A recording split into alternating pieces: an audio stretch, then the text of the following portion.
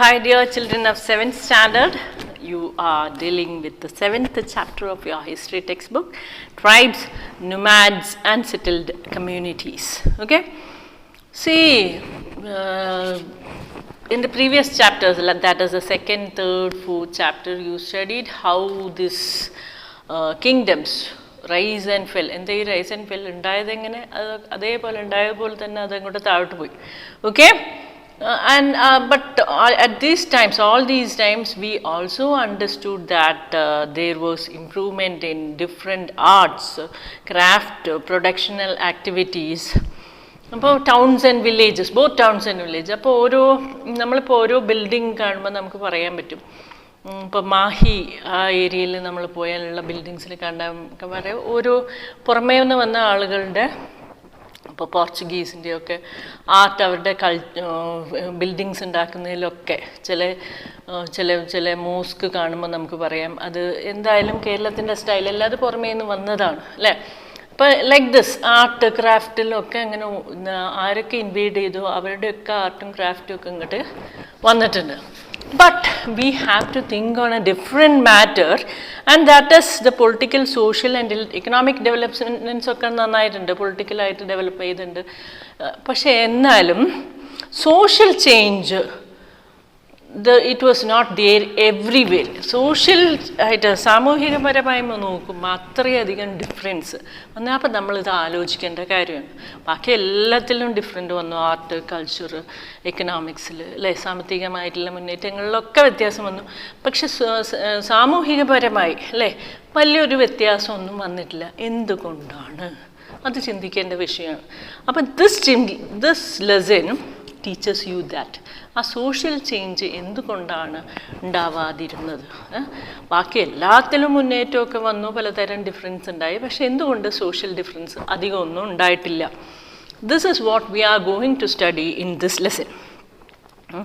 അതിൻ്റെ മെയിൻ കാരണം most part of ഇന്ത്യൻ്റെ മോസ്റ്റ് പാർട്ടിൽ ഈ പീപ്പിൾ വേ ഡിവൈഡഡ് ചാതുർവർണ്ണ്യം എന്ന് പറയുന്നില്ലേ, 4 വർണ്ണം ആയിട്ട് ആളുകളെ ഡിവൈഡ് ചെയ്തിട്ടുണ്ട്. അപ്പോൾ ഓരോ കമ്മ്യൂണിറ്റിക്കും ഓരോ തരത്തിലുള്ള ജോലികളോ അതൊക്കെയായിരുന്നു, ഓരോ സ്റ്റാൻഡേർഡ്സ് ആയിരുന്നു. അങ്ങനെ ഒരു സ്റ്റാൻഡേർഡ് നിലനിർത്തി പോകുന്നത് കൊണ്ടാണ് ഇതിൻ്റെ മെയിൻ കാരണം. സോഷ്യൽ ഡിഫറൻസ് വലിങ്ങനെയൊന്നും ഉണ്ടാവാതിരുന്നതിൻ്റെ കാരണം അതാണ്.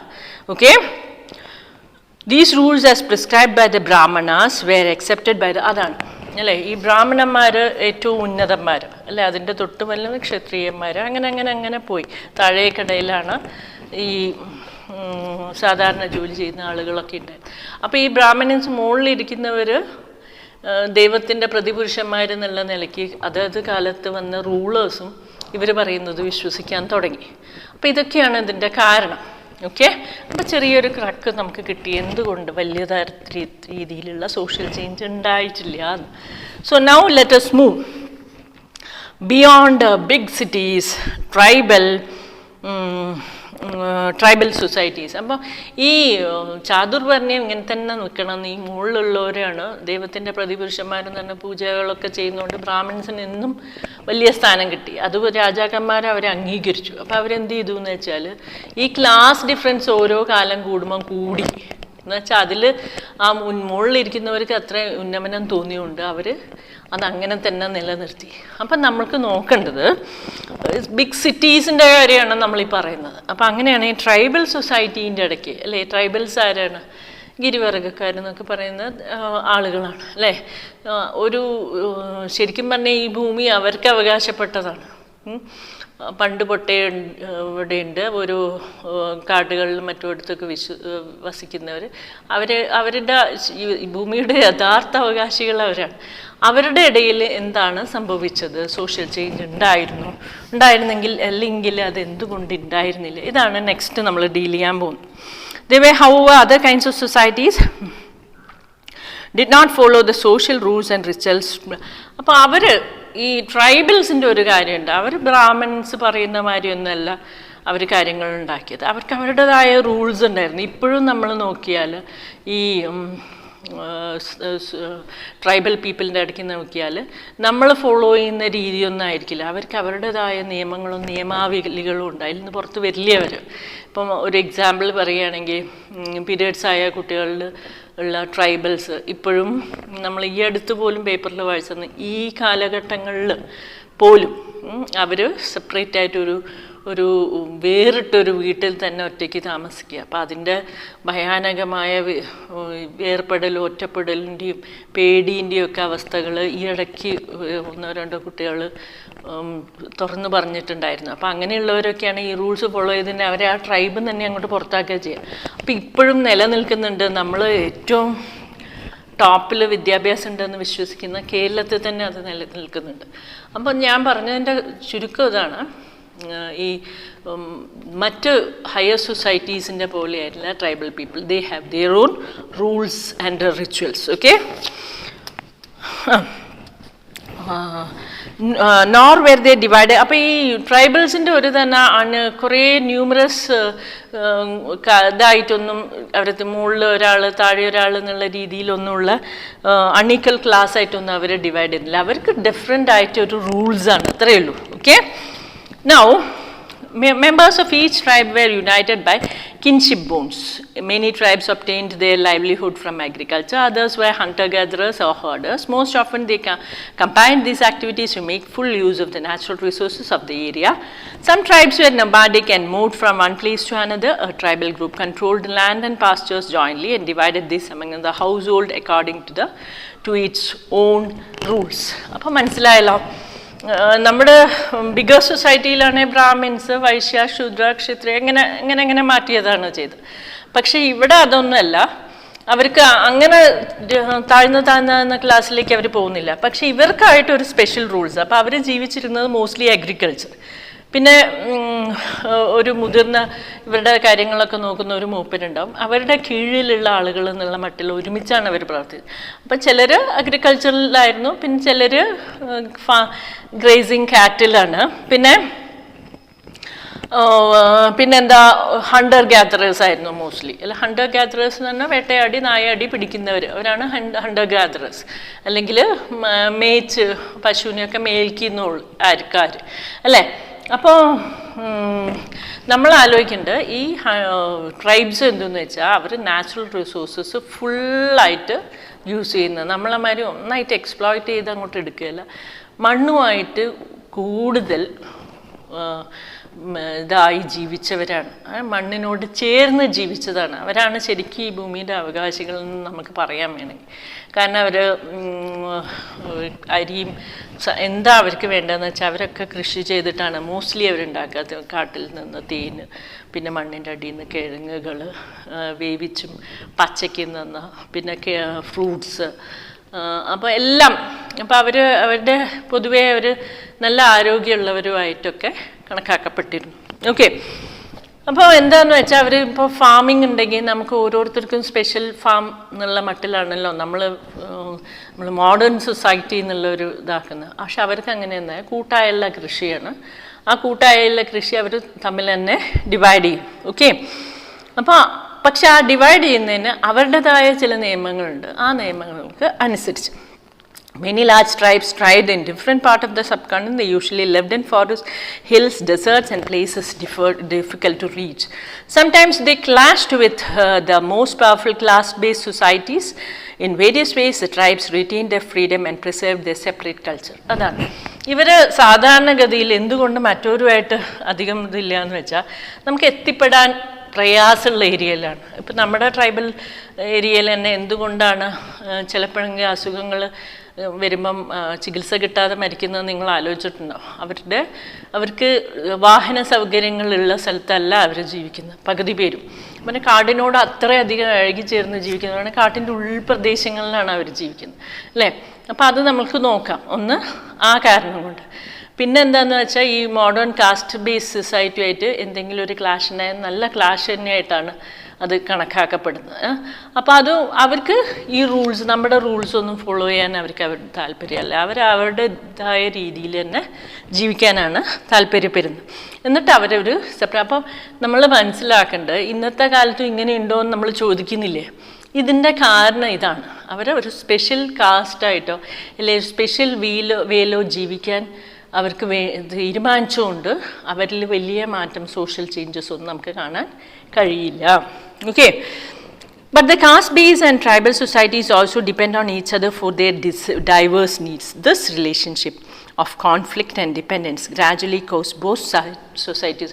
പക്ഷേ ഇങ്ങനെയൊക്കെ നമ്മൾ ഡിഫറെൻ്റ് ആയിട്ട് അലൂഫായിട്ട് ജീവിച്ചു എന്ന് പറഞ്ഞാലും അവരുടെ വളരെ ഇപ്പോൾ സിക്കിൾ സെൽ അനീമിയ ഈ ട്രൈബൽ പീപ്പിളിൻ്റെ ഇടയ്ക്ക് ഏറ്റവും കൂടുതൽ കണ്ടുവരും. അരിവാൾ പോലെ വളഞ്ഞു പോകുന്നൊരു രോഗമാണ്, ഒരു തരം ഇത് ജനിതകമായ കുഴപ്പങ്ങൾ കൊണ്ടുവരുന്നതാണ്. അപ്പോൾ അതൊക്കെ പടർന്ന് അങ്ങോട്ട് പിടിക്കും, അല്ലെ അവരുടെ ഫാമിലിയിൽ ട്രീറ്റൊക്കെ വരുമ്പോൾ നമ്മൾ സർക്കാരാണ് ഇടപെട്ട് ഇവരുടെ ചികിത്സകൾക്കൊക്കെ വഴി വരുന്നത്. അപ്പോൾ ഇതേപോലെ എന്തെങ്കിലും അങ്ങനെയുള്ള പ്രോബ്ലം വരുമ്പം ഇവർ തമ്മിലൊരു ഗീവ് ആൻഡ് ടേക്ക് റിലേഷൻഷിപ്പ് വേണം. അതുകൊണ്ടാണ് പിന്നെയെങ്കിലും കുറേ ഇങ്ങോട്ട് കഴിയുമ്പോഴെങ്കിലും അവരിൽ മാറ്റം വന്നു എന്ന് sir. Okay. Now who were tribal people. അപ്പം നമ്മളെപ്പോഴും ട്രൈബ്സിനെ പറ്റി പറഞ്ഞു, SC/ST, schedule caste, schedule tribe എന്നൊക്കെ നമ്മൾ പറയുന്നുണ്ട്. എന്താണ് ഈ ട്രൈബ് എന്ന് ആദ്യം മനസ്സിലാക്കണം, അല്ലേ?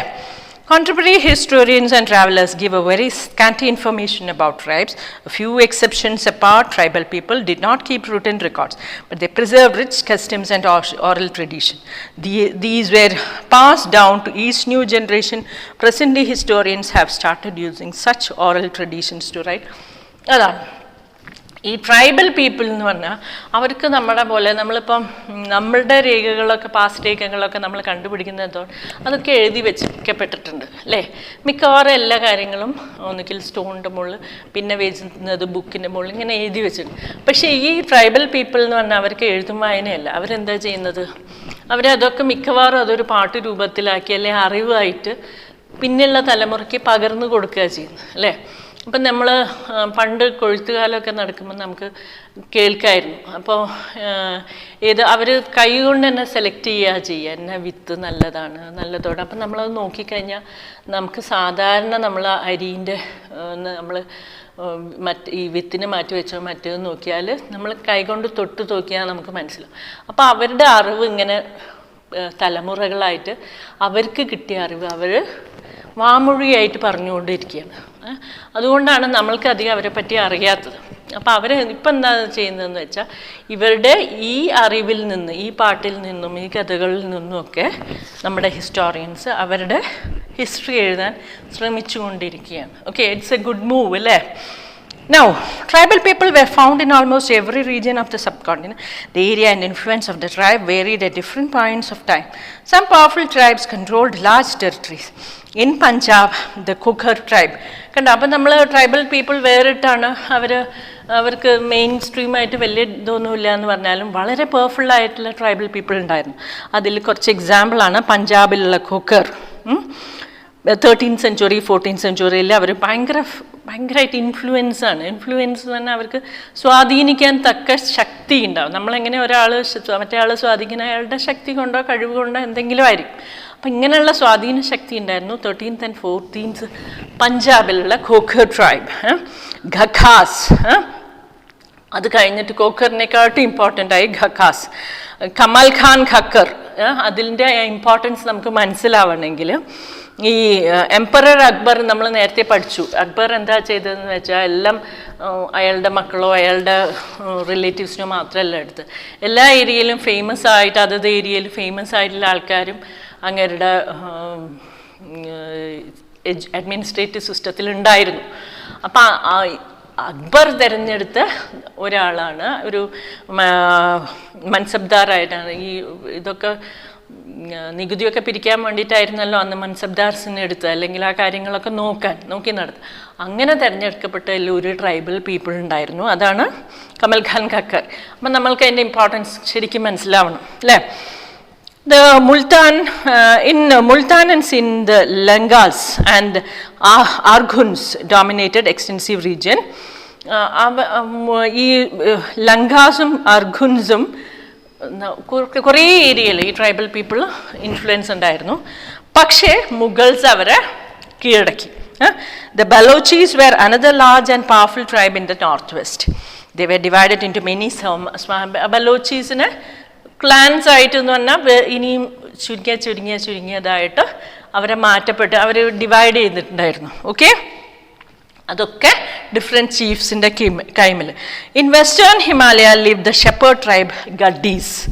The distant northeastern part of the South too was entirely dominated by the tribe Nagas. അപ്പം നമ്മൾ ഹോംസ്, നാഗാസ്, ഹോംസ് ഇങ്ങനെ കുറേ ട്രൈബൽ പീപ്പിൾ നമ്മൾ ഫേമസ് അല്ല എന്ന് പൂർണ്ണമായി നമുക്ക് പറയാൻ പറ്റില്ല.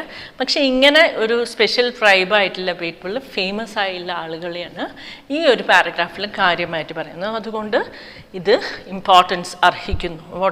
ട്രൈബൽ പീപ്പിളിൽ ഇമ്പോർട്ടൻ്റ് ആയിട്ടുള്ള ആൾക്കാർ, അതും അക്ബറിൻ്റെ ഇതിൽ വരെ എത്താവുന്ന ഒരു ഖഖർ പോലും ഉണ്ട് എന്നുള്ളത് ഫേമസ് ആയിട്ട് നമ്മൾ നോട്ട് ചെയ്യേണ്ട കാര്യമാണ്. അപ്പം നമ്മൾ മനസ്സിലാക്കേണ്ടത് ട്രൈബ്സ് എന്ന് പറഞ്ഞാൽ നമ്മളങ്ങ് മാറ്റി നിർത്തുന്ന ഇവരിൽ എന്തൊക്കെയോ കഴിവുകളും ഉണ്ടായിരുന്നു, ഇപ്പോഴും ഉണ്ട്. Okay, in many areas of present day Bihar and Jharkhand, Chero chiefdoms had emerged by 12th century. Raja Man Singh, Akbar's famous general, attacked and defeated Cheros. A large amount of booty was taken from them. നല്ല അവരുടെ wealth അവരുടെ അടുത്ത് നിന്ന് എടുത്തു. But they were not entirely subdued. ഈ രാജാ മാൻസിംഗ് അക്ബറിൻ്റെ തന്നെയാണ്. ശരിക്കും പറഞ്ഞാൽ അക്ബറിൻ്റെ കോർട്ടിലുള്ള ആൾ തന്നെയാണ്. അപ്പോൾ അയാൾ ഈ ട്രൈബൽ പീപ്പിളിനെ ഒരുപാട് കീഴടക്കി. പക്ഷെ എന്നാലും മുഴുവനായിട്ട് എടുക്കാൻ കണ്ടില്ല. ഔറംഗസീബിൻ്റെ കാലത്ത് മെനി ചെറോ ഫോറസ്റ്റ്, അപ്പോൾ നോക്കൂ, ഈ ചെറോ ഫോറസ്റ്റ് ചില ഫോറസ്റ്റ് ഏരിയൻ കാടുകൾ തന്നെ അവർ കീഴടക്കി വെച്ചിരിക്കുകയാണ് ഈ ട്രൈബ്സ്. അവർക്ക് അവരുടെ ഇതില്ലാതെ സമ്മതം ഇല്ലാണ്ട് നമുക്ക് ഉള്ളിലേക്ക് പോകാൻ പോലും പറ്റില്ല. And subjugated the tribe. അപ്പോൾ രാജാ മാൻസിംഗ് കുറേ ചേറുകളെ പിടിച്ചു നിർത്തി അത് മുഴുവനായിട്ട് കീഴടക്കിയതാരാണ്?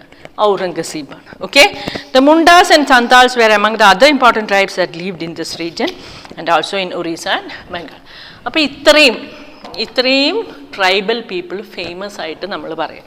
അപ്പോൾ തുടക്കം പറഞ്ഞാൽ ഖൊഖർ, പിന്നെ ഖഖർ, പിന്നെ അഗുൻസ്, ലങ്കാസ്, ബലോച്ചീസ്, പിന്നെ ഗഡീസ്, ദെൻ നാഗാസ്, ആഹോംസ്, ഇങ്ങനെ കുറേ ട്രൈബ്സ് വളരെ ഫേമസ് ആയിട്ടുള്ളതും ഫേമസ് ആയതും അതുപോലെ ഇവരെ കീഴടക്കാൻ ഒരു അക്ബറിൻ്റെയൊക്കെ അന്നത്തെ അക്ബറിൻ്റെ രാജാ മാൻസിംഗ് അക്ബറിൻ്റെ കോർട്ടിലുള്ള ആളാണ്. അപ്പം അത്രയും അയാൾക്ക് കീഴടക്കാൻ പോലും പറ്റിയില്ല എന്ന് പറഞ്ഞാൽ അവരുടെ ശക്തി നമുക്ക് ഊഹിക്കാവുന്നതേ ഉള്ളൂ.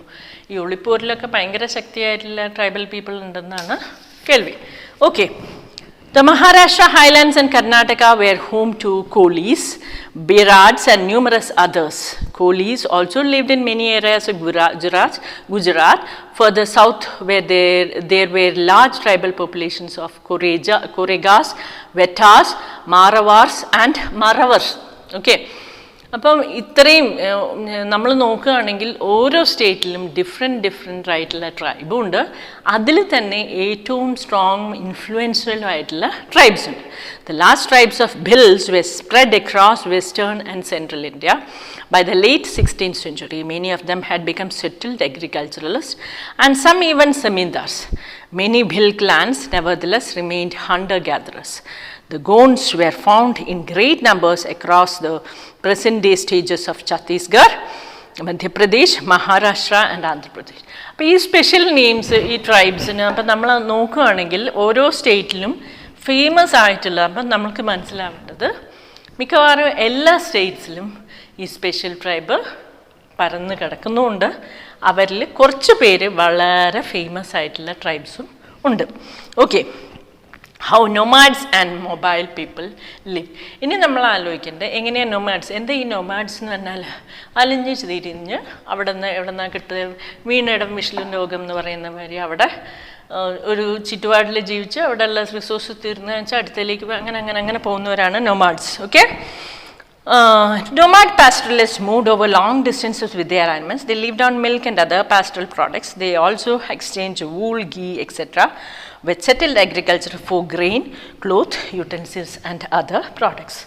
അപ്പോൾ അത് ഒരു കുറച്ച് വർഷങ്ങൾക്ക് ഒരു 10-25 വർഷങ്ങൾ 50 വർഷങ്ങൾക്ക് അപ്പുറത്തേക്ക് വരെ ഉണ്ടായിരുന്നു. എന്താ ഇപ്പോഴും ഈ nomadic ആയിട്ടുള്ള പീപ്പിൾ അധികവും ഈ കാറ്റിലിനെ കൊണ്ട് ഇഷ്ടം പോലെ സഞ്ചരിക്കും, എല്ലാ ദിവസവും കുറേ സഞ്ചരിക്കും. അങ്ങനെ സഞ്ചരിച്ച് അവർ പാലിൻ്റെ പ്രോഡക്ട്സൊക്കെയാണ് അവരുടെ ഭക്ഷണം. എന്നിട്ട് നമുക്ക് അരിയൊക്കെ വേണമെങ്കിൽ അവരെന്ത് ചെയ്യുമെന്ന് വെച്ചാൽ നാട്ടിൽ വന്ന് ഈ ട്രേഡേഴ്സുമായിട്ട് ട്രേഡ് ചെയ്താൽ ഇതിന് പകരം അത് കൊടുത്തിട്ട് അവർ മേടിച്ചിട്ട് പോവുക ചെയ്യും. Okay, a chain of mobile traders connected India to the outside world. Here you see nuts being gathered and loaded on the back of camels. Central Asian traders brought such goods to India, and the Banjaras and other traders carried these to local. അപ്പോൾ ഈ traders ശരിക്കും ഇന്ത്യനെ പുറം ലോകവുമായിട്ട് connect ചെയ്ത് അവരാണ് ആ വിവരങ്ങൾ ഇവിടെ എത്തി, ഇവിടെയുള്ള വിവരങ്ങൾ അവിടെ എത്തി, അങ്ങനെയൊക്കെ ചെയ്തത്. Okay, they bought and sold these goods as they moved from one place to another, transporting them on their animals. അപ്പോൾ ഈ നൊമാഡ്സിന് അധികവും എന്തുണ്ടായിരുന്നു, കൂടെ ആനിമൽസും ഉണ്ടായിരുന്നു. ഈ ആനിമൽസിൻ്റെ പുറത്താണ് അവർ ഇവരുടെ വിത്തും മറ്റു സാധനങ്ങളും വിൽക്കാനുള്ളതൊക്കെ ശേഖരിച്ച് ട്രാവൽ ചെയ്തുകൊണ്ടിരുന്നത്. ബഞ്ചാരാസ് എന്ന് പറഞ്ഞാൽ ട്രൈബ് തന്നെ നോമാഡ്സാണ്. ഒരു സ്ഥലത്ത് തങ്ങി നിൽക്കില്ല, അവിടുന്ന് ഇങ്ങനെ പോയിക്കൊണ്ടേയിരിക്കും. But the most important trader nomads, their caravans called Tanda, Sultan Alauddin Khilji used the Banjaras to transport grain to city market. Emperor Jahangir wrote in his memoirs that Banjaras carried grain on their bullocks from different areas and sold it in towns. They transported food grain for Mughal army during military campaigns. With a large army, there could be 100,000 bullocks carrying grain. അപ്പോൾ ഈ നൊമാഡ്സിനെ നമ്മൾ ഹിസ്റ്ററിയിൽ നോക്കിയാൽ കാണാം, ഇങ്ങനെ ഇവരുടെ ജീവിത രീതി തന്നെ ഇങ്ങനെ സഞ്ചരിച്ചും കൊണ്ടാണ്. അപ്പോൾ ജഹാംഗീറിനെ പോലെയുള്ള രാജാക്കന്മാർ ഇവരെ ഉപയോഗിച്ചിരുന്നു സിറ്റിയിലേക്ക് ട്രാൻസ്ഫർ. ഇപ്പം ഒരു ട്രൂപ്പിൻ്റെ കൂടെ, ഒരു ആർമി ട്രൂപ്പിൻ്റെ കൂടെ അവർക്കുള്ള ഭക്ഷണവും ഇവരുടെ പുറത്ത് കൊടുത്തയച്ചിരുന്നു. അപ്പം നമ്മളിപ്പോൾ ഒരു ആർമി പോവുകയാണെങ്കിൽ ഒരു 100,000 പീപ്പിൾ എന്തായിരുന്നു ശരിക്കും, ബുള്ളോക്സ്, ഈ നൊമാഡ്സ് ആയിരുന്നു ശരിക്കും. ഇവർ ക്യാരി ചെയ്യുന്നതൊക്കെ അവരുടെ കാട്ടിലാണ് നെല്ലും മറ്റു സാധനങ്ങളൊക്കെ ആർമിക്ക് വേണ്ടതൊക്കെ കൊണ്ടുപോയിരുന്നു. Okay,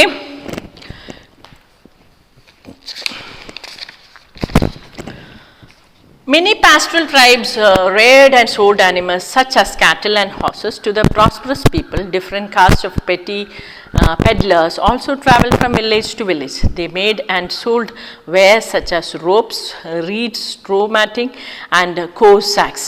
Sometimes mendicants acted as wandering merchants. They were castes of entertainers who performed in different towns and villages for their livelihood. ഇതൊക്കെ നമ്മൾക്ക് അറിയുന്ന കാര്യങ്ങളാണ് അല്ലേ. ഈ മയിലെണ്ണ എന്ന് പറഞ്ഞിട്ട് വിൽക്കുന്ന കുറച്ച് മുൻപ് വരെ ഉണ്ടായിരുന്നു. അങ്ങനെയുള്ള അതിൽ വ്യാജന്മാരുണ്ട്, അല്ലാതെ ഇങ്ങനെ ഈ ട്രൈബൽ പീപ്പിൾ ഇങ്ങനെ വാതരോഗങ്ങൾക്കുള്ള എണ്ണകൾ ഇതൊക്കെ കൊണ്ടുവന്നിരുന്നു. അതിൻ്റെ ഒറിജിനലായിട്ട് നല്ല വിശ്വാസ്യതയുള്ളതായിരുന്നു. അപ്പോൾ അവരെ പറ്റിക്കുന്ന കൂട്ടും കുറേ എണ്ണം ഉണ്ട്. ഓക്കെ, അപ്പോൾ അതുപോലെ ഇങ്ങനെ പല കാര്യങ്ങൾ, റോപ്പ്, ചൂടി, പിന്നെന്താ റീഡ്സ്, സ്ട്രോ മാറ്റിങ്, അതൊക്കെ കൊണ്ടുവന്നിരുന്നു ഇവർ. ആൻഡ് കോസ് സാക്സ്, നല്ല ഓരോയുള്ള sack. Okay, Now, changing society, new caste and hierarchies. അപ്പം നമ്മൾക്ക് മനസ്സിലാവേണ്ട, ഇത്ര വരെ പഠിച്ചത് നമുക്ക് മനസ്സിലാവേണ്ട, ട്രൈബ്സ് എന്ന് പറഞ്ഞാൽ നമ്മളൊന്നും തള്ളിക്കടാവുന്ന ഒരു വിഭാഗമല്ല. പ്രകൃതിയായിട്ട് വളരെ കൂടുതൽ കഴിഞ്ഞ് അവരുടേതായ സ്വന്തം നിയമങ്ങൾ അധികമൊന്നും വിട്ട് കളിക്കാതെ അതിൻ്റെ ചട്ടക്കൂടങ്ങളിൽ ഒതുങ്ങി വേറെയുള്ളവരൊന്നും ഉള്ളിൽ കയറ്റാതെയൊക്കെ ജീവിച്ച ഒരു പ്രത്യേക വിഭാഗം ആളുകളാണ്. അതുകൊണ്ട് തന്നെ പക്ഷെ അവരുടെ അത്യാവശ്യങ്ങൾക്ക് അവർ മറ്റ് വിഭാഗങ്ങൾ ആശ്രയിക്കേണ്ടി വന്നു. അതുകൊണ്ട് അവരിൽ സോഷ്യൽ ചേഞ്ച് വളരെ ഗ്രാജുവലായിട്ടേ ഉണ്ടായിട്ടുണ്ടായിരുന്നുള്ളൂ. Okay, now changing society, new castes and hierarchies. As the economy and the needs of the society grew, people with new skills were required. Smaller castes or jatis emerged with varnas. For example, new castes appeared among the Brahmanas. On the other hand, many tribes and social groups were taken into caste-based societies and given the status of jatis. Specialized artisans, smiths, carpenters and masons were also recognized as separate jatis by the Brahmanas. Jatis rather than varna became the basis for organizing the society. അപ്പം കാലങ്ങൾക്ക് ശേഷം അപ്പം ഈ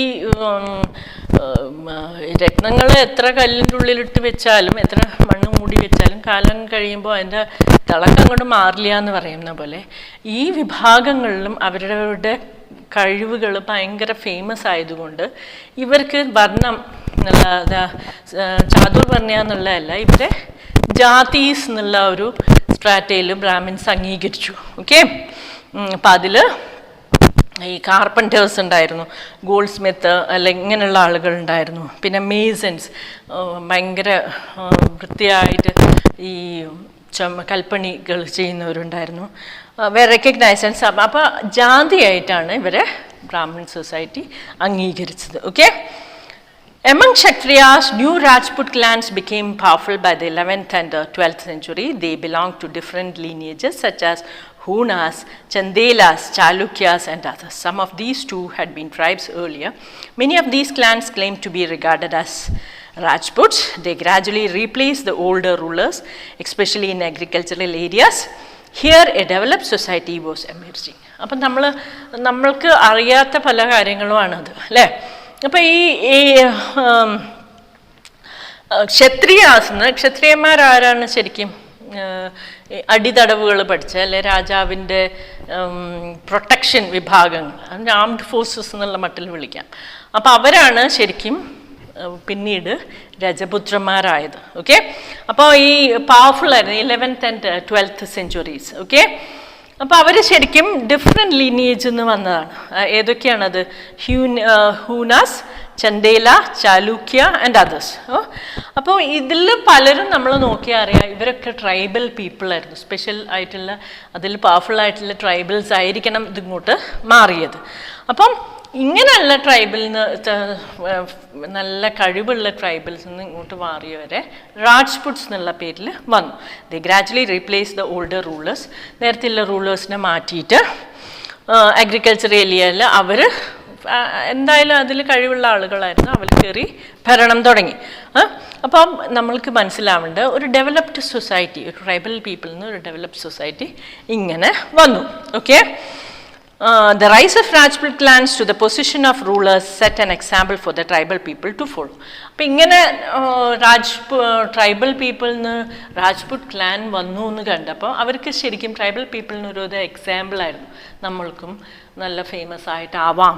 okay, gradually with the support of Brahmanas many tribes became part of the caste system, but only the leading tribal families could join the ruling class. അപ്പം എന്ത് ചെയ്തു എന്ന് പറഞ്ഞാൽ അവരിങ്ങനെ മാറിയല്ലോ, നമുക്കും അങ്ങനെ ആവാം എന്നുള്ള നിലയ്ക്ക് ഈ ബ്രാഹ്മിൻസിൻ്റെ ഒക്കെ അംഗീകാരം നേടിയെടുത്തു. പക്ഷെ നമ്മൾ അറിയേണ്ടത് ആ ട്രൈബൽസിൽ ആരാണോ അത്രയധികം ഇൻഫ്ലുവൻസ് ആയിട്ടുള്ളത് അവർക്ക് മാത്രമേ റൂളിംഗ് ക്ലാസ്സുമായിട്ട് ഒത്തുചേരാൻ കഴിഞ്ഞുള്ളൂ. Okay, a large majority join the lower jatis of caste society. അത് സത്യമാണ്. ആ വലിയൊരു നല്ല ഫേമസ് ആയിട്ടുള്ള കുറച്ച് പേര് മുകളിലുണ്ടായിരുന്നു, അവർ മാത്രം നല്ലതിലേക്ക് പോയി, മറ്റവരൊക്കെ ആരിലേക്ക് പോയി? താഴേക്കിടയിലേക്ക് പോയി. On the other hand, many dominant tribes of Punjab, Sindh and the northwest frontier had adopted Islam quite early. They continued to reject the caste system.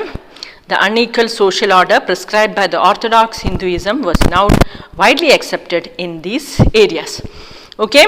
അപ്പോൾ അതിൽ തന്നെ കുറേ പേര് ഇസ്ലാം മതം സ്വീകരിച്ചു. എന്നാലും കുറേ പേര് എന്ത് ചെയ്തു, ഈ കാസ്റ്റ് സിസ്റ്റം ഞങ്ങൾക്ക് വേണ്ട, ജാതി ചിന്തകളൊന്നും ഞങ്ങൾക്ക് വേണ്ട, ഞങ്ങൾ ട്രൈബ്സ് തന്നെയായിട്ട് കഴിഞ്ഞോളാം എന്നുള്ള മട്ടിൽ. പക്ഷേ ഈ അവർക്ക് എന്തുകൊണ്ട് താല്പര്യം ഉണ്ടായിരുന്നില്ല? ഹിന്ദുസം എന്ന് പറഞ്ഞാൽ ഈ ചാതുർവർണ്ണത്തിൻ്റെ ഇടയ്ക്ക് വല്ലാതെ ഉച്ചനീചത്വങ്ങളുണ്ടായിരുന്നു, അതിനവർക്ക് താല്പര്യം ഉണ്ടായിരുന്നില്ല. ഒന്നാമത്തെ കാര്യം അതാ, മുസ്ലിം സൊസൈറ്റിയിൽ അങ്ങനെ വരുന്നില്ലല്ലോ. ഹിന്ദുസിൻ്റെ ഇടയ്ക്കാണ് കാസ്റ്റ് സിസ്റ്റം വല്ലാതെ പ്രിവെയിൽ ചെയ്യുന്നത്. Okay, the emergence of states is closely related to social change among the tribal people. 2 examples of this important part of history. അതാണ് നമ്മളിനി ഡീൽ ചെയ്യുന്നത്, ഈ ട്രൈബൽ പീപ്പിളിൽ നിന്ന് സ്റ്റേറ്റിലേക്കുള്ള മാറ്റം. അതിൽ ഇൻഫ്ലുവൻസ് ആയിട്ടുള്ള പീപ്പിൾ ബ്രാഹ്മണന്മാരെ ഇതൊക്കെ അംഗീകരിച്ച് മുകളിലേക്ക് കയറി, ഒരു ഡിഫറെൻറ്റ് ഏരിയ തന്നെ അവരുടെ കൈമിലായി. അപ്പോൾ അതിൽ ഏറ്റവും ഇമ്പോർട്ടൻ്റ് ആയിട്ടുള്ളതാണ് the ഗോണ്ട്സ്. The Gonds lived in the vast forested region called Gondwana, or country inhabited by Gonds. They practiced shifting cultivation. Shifting cultivation എന്ന് പറഞ്ഞാൽ ഒരു ഏരിയയിൽ ഒന്ന് കൾട്ടിവേറ്റ് ചെയ്ത് പിന്നെ വേറെ ഒന്നും കംപ്ലീറ്റ്ലി ഡിഫറെൻ്റ് ആയിട്ടുള്ള large Gond tribe were further divided into many smaller clans. Each clan had its own raja or rai. About the time that the power of Delhi sultans were declining, a huge large Gond kingdom was beginning to dominate the smaller Gond chiefs. The Akbarnama, history of Akbar's reign, mentioned the Gond kingdom of Garha Katanga that had 700 villages. അപ്പം നമ്മൾക്ക് ആ ഗോണ്ടിനെ പറ്റി നമ്മൾ സാമാന്യമൊക്കെ മുമ്പും കേട്ടിട്ടുണ്ട്. അത് തന്നെ ഈ അക്ബർനാമ എന്ന് പറഞ്ഞാൽ അക്ബറിൻ്റെ ലൈഫ് ഹിസ്റ്ററിയാണ്, അത് എഴുതപ്പെട്ടതാണ്. അതിൽ തന്നെ ഈ ഗോണ്ട്സിൻ്റെ ഇമ്പോർട്ടൻസ് പറയുന്നുണ്ട്. അതിൽ ഒരു ഗോണ്ട് വില്ലേജിന് ഗോണ്ടിൽ എത്ര കിങ്ഡത്തിൽ എത്ര വില്ലേജ് എന്ന് പറഞ്ഞാൽ 70,000 വില്ലേജസ് ഉണ്ട്. അപ്പം അത് വളരെ ചെറുതായിരിക്കില്ല. ഒരു വില്ലേജ് എന്ന് പറഞ്ഞാൽ സാമാന്യം വലിയൊരു ഏരിയ ഉണ്ടാവും. 70,000 എന്ന് പറഞ്ഞാൽ വലിയൊരു സ്റ്റേറ്റ് തന്നെയായിരിക്കണം അത്. The administrative system of these kingdoms was becoming centralized. The kingdom was divided into ghars. Each ghar was controlled by the particular Gond clan. This was further divided into units of 84 villages, okay, called Chaurasi. The Chaurasi was divided into barhots, which made them of 12 villages. അപ്പം നമ്മൾക്ക് ഇപ്പോൾ ഉള്ള federal system പോലെ തന്നെ മെയിനായിട്ടുള്ളതിനെ divide ചെയ്ത് sub divide ചെയ്ത് അങ്ങനെയായിരുന്നു അവിടെയും. അപ്പോൾ അതിൽ നമ്മൾ ഈ അക്ബർനാമയെ നമുക്കറിയാം. The main kingdom was divided into garh. അതിൽ each garh controlled by a Gond clan. ഒരു ഗോണ്ട് വിഭാഗത്തിലുള്ള ഒരു മെയിനായിട്ടുള്ള ആൾ ഈച്ച് ഘറിനെ കൺട്രോൾ ചെയ്യും. ആൻഡ് ഇതിന് ഇനിയും 84 വില്ലേജസ് ഒന്നിൻ്റെ കീഴിൽ വരുന്ന മാതിരി ചൗറാസി എന്ന് പറഞ്ഞു. ആ 84 തന്നെ ഓരോന്നും എന്ത് ചെയ്യും, പിന്നെയും 12 വില്ലേജ് ഒന്നിൻ്റെ കീഴിൽ എന്നുള്ള മട്ടിൽ ബർഹോട്ട്സ്. അപ്പോൾ ഇന്നത്തെ നമ്മുടെ ഫെഡറൽ സിസ്റ്റം ഓഫ് ഗവൺമെൻറ് പോലെ തന്നെ. അപ്പോൾ ഒരു സെൻട്രലൈസ്ഡ് സിസ്റ്റം ഓഫ് ഗവൺമെൻറ് വന്നു എന്നർത്ഥം ഈ ട്രൈബ്സിൻ്റെ ഇടയ്ക്കും. Okay, the emergence of last states changed the nature of Gond society. They are basically equal society, gradually got divided into unequal. അപ്പം അവിടെ ഇതാണ് അവർ ശരിക്കും പറഞ്ഞാൽ ആദ്യം നമ്മൾ അതിലേക്ക് വരാതിരുന്നു. അപ്പോൾ എന്താ ഈ ഗോണ്ട് സിസ്റ്റം എല്ലാം ഫേമസ് ആകുമ്പോൾ നമ്മൾക്ക് എന്താവും, നമ്മളുടെ ഉള്ളിൽ ഡിവിഷൻ വരും. നമ്മളിപ്പോൾ ഏത് ഇൻഫ്ലുവൻഷ്യൽ ആയിട്ടുള്ള ഫാമിലിയിൽ നോക്കിയാലും അതിലുള്ള എല്ലാവരും ഒരേപോലെ ഇൻഫ്ലുവൻഷ്യൽ ആയിരിക്കുമോ? ഇല്ല. അപ്പോൾ എന്താവുമെന്ന് വെച്ചാൽ ഇൻഫ്ലുവൻസ് ആയിട്ടുള്ളത് ഒരു വിഭാഗത്തേക്കും അത്രയ്ക്കില്ലാത്ത ഒരു വിഭാഗത്തേക്ക് ഇനിയും താഴേക്കിടയിൽ അതേ ഫാമിലിയിലാണെന്ന് പറഞ്ഞാൽ ഞങ്ങൾ ഇങ്ങനെയാണെന്നുള്ള മട്ടിൽ ഒന്ന് താഴേക്കിടയിലേക്ക്. അപ്പോൾ ആ കാസ്റ്റ് ഡിഫറൻസ് അല്ലെ മോണിറ്ററി ഡിഫറൻസ് അവിടെയും വന്നു. Okay, Brahmanas received land grants from Gond Rajas and became more influential. അപ്പോൾ അവിടെയും ബ്രാഹ്മണന്മാർ അവരുടെ ഉന്നമനം കാണിച്ചു. അപ്പോൾ അതിൽ ഈ മുകളിലുള്ള ഗോണ്ട് ഫാമിലിയിൽ ഏറ്റവും ഇൻഫ്ലുവൻഷ്യൽ ആയിട്ടുള്ള മുകളിലുള്ളവർ എന്ത് ചെയ്തു, ഈ ബ്രാഹ്മിൻസിന് ഇത് അവരുടെ അടുത്തുനിന്ന് സമ്മാനങ്ങളൊക്കെ സ്വീകരിച്ച് ഒന്നും കൂടി ബ്രാഹ്മണന്മാരവിടെ ഉന്നതന്മാരായി. Okay, the Gond chiefs now wish to become recognised as രാജ്പുട്സ്.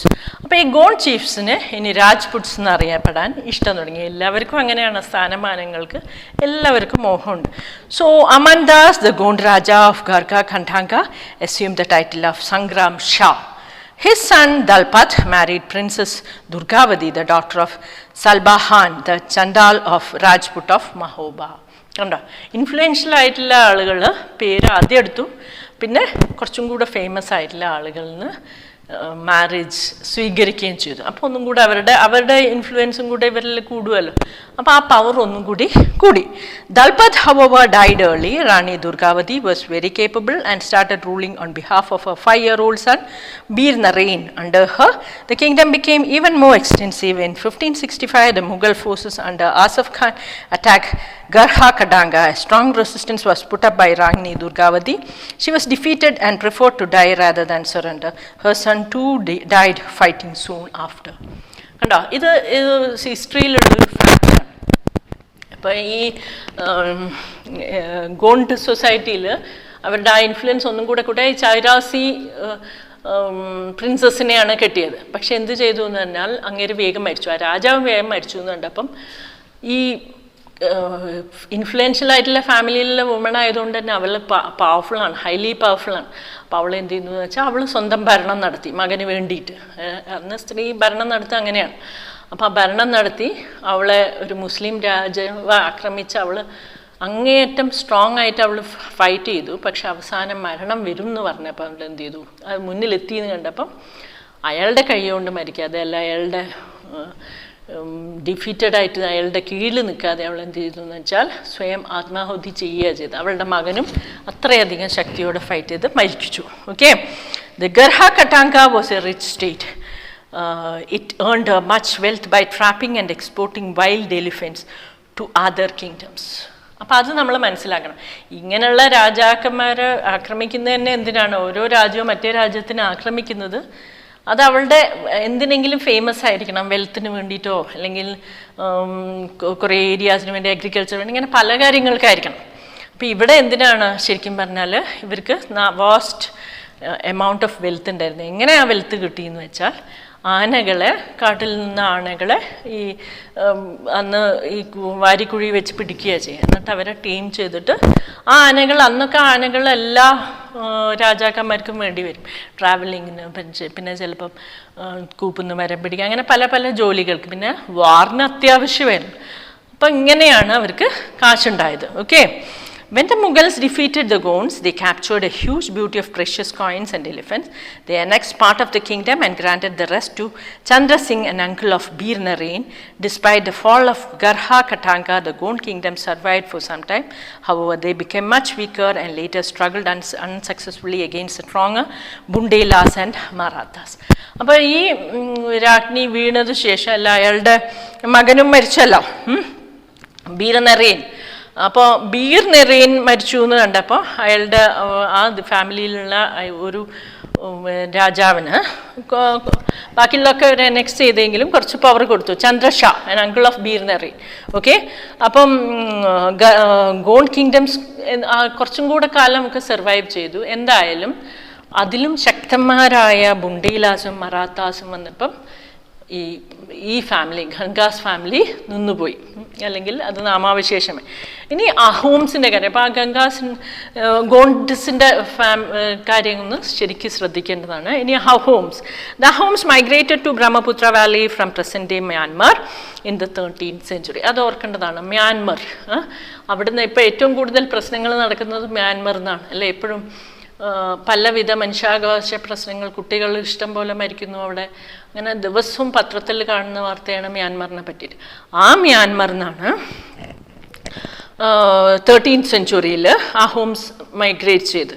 They created a new state by suppressing the older political system of Buyans, and during the 16th century they annexed the kingdom of Chautias and Koch Hajo and subjugated many other tribes. അപ്പോൾ ഇവർ ശരിക്കും നല്ല famous ആണ്. ഓരോരുത്തരെ അന്നത്തെ famous ആയിട്ടുള്ള ഓരോരുത്തരെ defeat ചെയ്തുകൊണ്ട് വന്നവരാണ്. Ahoms built a large state and for this they used firearms as early as 1530s. By 1660s they could even make high quality gunpowder and cannons. അത്രയും കഴിവുള്ളവരാണ്. ഗൺ പൗഡറും കാനൺസും ഒക്കെ ഉണ്ടാക്കാൻ കഴിവുള്ളവരാണ് ഈ അഹംസ്. However, the Ahoms faced many invasions from southwest. The Mughals under Mir Jumla attacked Ahom kingdom. Despite their brave defense, the Ahoms were defeated, but direct Mughal control over the region could not last long. അപ്പം നമ്മൾക്ക് മനസ്സിലാവണം, ഈ അഹംസ് അത്ര famous ആയിരുന്നു, പക്ഷേ മുഗൾ കിങ്ഡത്തിനോട് തോറ്റു. എന്നാലും കുറച്ച് കഴിഞ്ഞപ്പോൾ അത്രയധികം ഡയറക്റ്റ് ആയിട്ടുള്ള മുഗൾ ഇൻവേഷനൊന്നും വന്നില്ല. The Ahom state depended upon forced labor. Those forced to work for the state were called pikes. Census of the population was taken. Each village had to send a number of pikes by rotation. People from heavily populated areas were shifted to less populated places. Ahoms clans were thus broken up. By the first half of the 17th century, the administration became quite centralized. അപ്പം നമ്മൾ ഈ അഹോംസിൻ്റെ കാര്യം നോക്കിയാൽ ഇന്നത്തെ നമ്മുടെ പല കാര്യങ്ങളും census എടുത്തിരുന്നു അവർ. അത് തന്നെ എന്നിട്ട് അവരെങ്ങനെ ഡിപ്പെൻഡ് ചെയ്തു എന്ന് വെച്ചാൽ ഫോഴ്സ്ഡ് ലേബറാണ്. നമ്മളിപ്പോൾ പല രാജ്യങ്ങളിലും 18 to 21 ഒക്കെ ഇയേഴ്സ് ഓൾഡുള്ളവരെല്ലാവരും ഒരു വർഷമെങ്കിലും 1 തൊട്ട് 7 വർഷം വരെയാണ് പല രാജ്യങ്ങളും അത് ചെയ്യുന്നുണ്ട്, മിലിറ്ററി സർവീസിൽ ഉണ്ടാവണം. അതുപോലെയായിരുന്നു ഇവർക്ക് ഫോഴ്സ്ഡ് ആയിട്ടുള്ള ലേബറാണ്. അപ്പം എല്ലാ വില്ലേജും ഒരു നിശ്ചിത ശതമാനം ആളുകളെ ജോലിക്ക് പറഞ്ഞേക്കണം. അതേപോലെ ഒരുപാട് ആളുകൾ തിങ്ങിപ്പാർക്കുന്ന ഏരിയ എന്ന് കണ്ടിട്ട് അവരെ പോപ്പുലേഷൻ കുറഞ്ഞ സ്ഥലത്തേക്ക് വിട്ടു. അപ്പം എന്താണെന്ന് വെച്ചാൽ ഈ കൂട്ടായ ജീവിതത്തിന് മാറ്റപ്പെട്ടു. നമ്മൾ ഒരു സ്ഥലത്ത് നമ്മൾ തറവാട് വീട് വിട്ടിട്ട് വേറെ സ്ഥലത്തേക്ക് വീട് മാറി പോകുമ്പോൾ കണ്ടിട്ടില്ലേ, ആദ്യം കുറച്ചൊക്കെ കണക്ഷൻസ് ഉണ്ടാവും, പിന്നെ ഫെസ്റ്റിവൽസിലേക്ക് മാത്രമായിട്ട് ചുരുങ്ങും. അത് തന്നെ ഇവിടെയും സംഭവിച്ചു. അവർ ആ കൂട്ടം തെറ്റിപ്പോയി. Okay, almost all adult male served in the army during the war. ഞാൻ പറഞ്ഞല്ലോ, എല്ലാ മെയിലും അഡൽട്ട് മെയിൽ 18 വയസ്സിൻ്റെ മുകളിലുള്ളവരായിരിക്കണം വാറിൽ പങ്കെടുക്കണം. And other times they were engaged in building dams, irrigation systems and other public works. Their homes also introduced new methods of rice cultivation. A home society was divided into chans or khels. They were very few castes of artisans. So artisans in the home area came from adjoining kingdoms. A khel often controlled several villages. The peasant was given land by the village community. Even the king could not take it away without the community's consent. അപ്പം നമ്മൾക്ക് ചില കാര്യങ്ങളിൽ ആ ഹോംസിന് നമ്മൾ നമിച്ച് തന്നേ പറ്റൂ. രാജാവിന് പോലും അപ്പോൾ ഈ സാധാരണ ജനങ്ങൾക്ക് ചിലപ്പം നിലം കൊടുത്തിരുന്നു. ആ നിലം രാജാവിന് പോലും ആ കമ്മ്യൂണിറ്റീൻ്റെ ഉത്തരവില്ലാതെ കൊണ്ടുപോകാൻ പറ്റിയിട്ടുണ്ടായിരുന്നില്ല. Originally the Ahoms worship their own tribal gods. അധികവും ഈ ട്രൈബൽ പീപ്പിൾ അവരുടെ ചില മരങ്ങളെ ആരാധിക്കുന്നുണ്ടവരും, ചിലർ വെറും കല്ലിനെ ആരാധിക്കുന്നവരുണ്ട്. ഇപ്പോഴും അങ്ങനെയൊക്കെ തന്നെയാണ്. അപ്പം അവരുടെ സ്വന്തം ദൈവങ്ങളാണ് അവർക്കുള്ളത് അല്ലേ. During the first half of the 17th century, however, the influence of Brahmanas increased. അപ്പോൾ ബ്രാഹ്മണന്മാരുടെ ഇൻഫ്ലുവൻസും ഉണ്ട്. Temples and Brahmanas were granted land by the king. അപ്പോൾ ഈ അമ്പലങ്ങളുണ്ടാക്കി, ഇവരുടെ ഇൻഫ്ലുവൻസ് കൊണ്ട് അമ്പലങ്ങളുണ്ടാക്കി, പിന്നെ ഈ ബ്രാഹ്മണന്മാർക്ക് നിലം കൊടുക്കാൻ തുടങ്ങി രാജാക്കന്മാർ. In the reign of zip Singh, Hinduism became predominant religion, but the homes kings did not completely give up their traditional beliefs after adopting Hinduism. Hinduism follow ചെയ്താലും അവരുടെ സ്വന്തം ബിലീഫ് ആ ഹോംസ് മുഴുവനായിട്ടും വിട്ടുണ്ടായിരുന്നില്ല. Society was sophisticated. Poets and scholars were given lands grants. Theatre were encouraged. Important works of Sanskrit were translated into local language. Historical works known as Buranjis were also written. അപ്പം നമ്മൾ മനസ്സിലാക്കണവർ കുറച്ച് ഉന്നതിയിലുള്ള ആളുകളായിരുന്നു. നമ്മൾ mental പവറിൽ കുറച്ചും കൂടെ ഉന്നതിയില്ല. അപ്പോൾ പോയറ്റിനും സ്കോളേഴ്സിനും വിവരമുള്ള ആളുകൾക്കുമൊക്കെ ലാൻഡ് ഗ്രാൻറ്റ്സ് കൊടുത്തിരുന്നു, നിലം കൊടുത്തിരുന്നു. പിന്നെ സാൻസ്ക്രിറ്റിലുള്ള പല ഇമ്പോർട്ടൻ്റ് ആയിട്ടുള്ള ബുക്സും ലോക്കലായിട്ടുള്ള ഭാഷയിലേക്ക് ട്രാൻസ്ലേറ്റ് ചെയ്യാനാലല്ലേ സാധാരണ ജനങ്ങൾക്ക് മനസ്സിലാവും. പിന്നെ historical works as known as Buranjis, അതൊന്ന് ഓർക്കേണ്ടതാണ്. ഇവരുടെ ഹിസ്റ്ററി രേഖപ്പെടുത്തിയ ബുറൻജീസ് അതും എഴുതപ്പെട്ടിരുന്നു. First in the Ahom language and then ആദ്യം ഹോം ലാംഗ്വേജിൽ തന്നെ അവർക്ക് ലാംഗ്വേജ് തന്നെ ഉണ്ട്, എന്നിട്ട് പിന്നെ ആസാമീസിലേക്ക് മാറ്റി എഴുതപ്പെട്ടിട്ടുണ്ട്. ഇൻ കൺക്ലൂഷൻ നമുക്ക് പറയുകയാണെങ്കിൽ, considerable social change took place in the subcontinent during the period we have been examined. Varna based society and tribal people constantly interacted with each other.